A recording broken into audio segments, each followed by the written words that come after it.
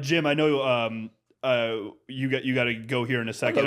If he leaves, we'll just keep it going. Yeah, okay. I just wanted to get one more question in for you. And TA, I want you out of this question. I want to give away any secrets of the trade. From a reporter's perspective, the report came out about Khris Middleton last week. He's working toward getting back medically cleared, but still working through some things. Could we see him back before Thanksgiving? Okay, meeting. So yeah, I mean, Khris, when we talked to Khris on Halloween, and it was like, hey, did the surgeries go well? Are you healthy? Are you healed? Yes.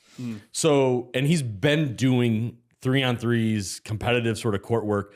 So I guess in fairness, we never wrote medically cleared. Okay.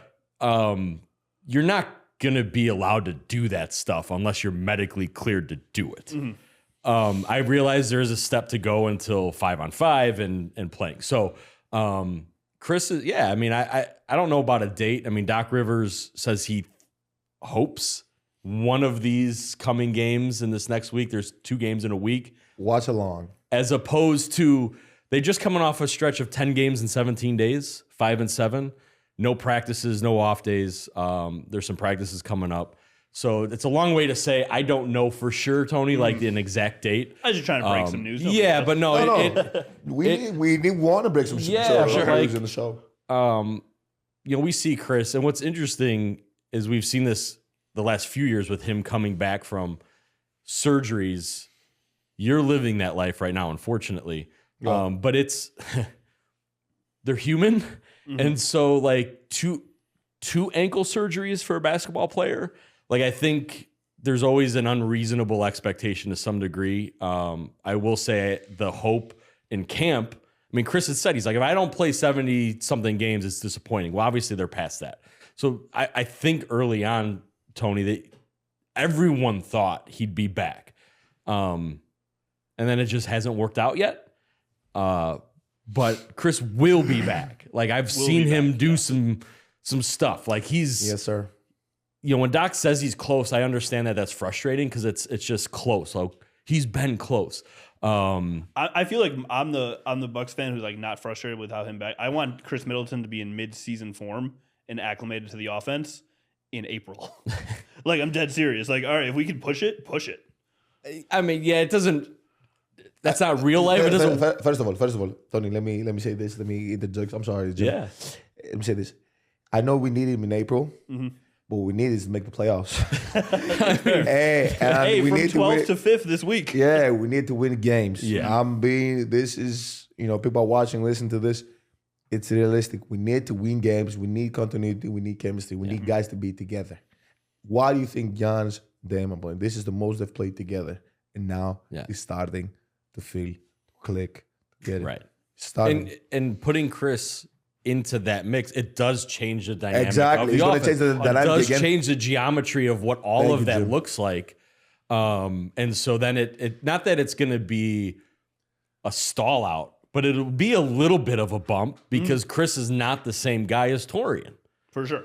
And so it's just going to, it wouldn't shock me the first 10 games that Khris is back that there's some clunkiness. That you're like, oh, wait, this didn't, Everything's different. You already just said, not shock at all. And it wouldn't shock us if it goes the other way. Like, all of a sudden they're rocking, making shots and space out. Because it's the effect of the game. You add another person to the roster, and then starts to flow. But the most important thing is get as many games as you can together. Yeah. As many games as you can. It doesn't matter win or lose. Get as many games as you can. Yeah. I know, Jim, you got to go. Tia, you want to give him the outro? There is no outro, man. This show keeps going, and hopefully we get Jim more and more. Yeah. And all our other shows. Thank you, Jim, for coming in. No, thanks for having me. This was great. And next time we're gonna give you a heads up so you can give us even more. Next time we're gonna break all the news. That's like that. Well, what could we expect from Jim Orzowski, man? The next month, a couple of weeks. I mean, you write so many articles. You have anything brewing? There's so many games, but I do think so. At jsonline.com, there are some off days. Actually, we can get into some stuff. So I've talked with Gary, Trent, and Bobby just about Gary here on a 1-year deal, minimum deal. what this year kind of means to him and how he's trying to talk about value, right? Like everyone knows he made $18 million last year. Mm-hmm. Everyone knows what he's making now.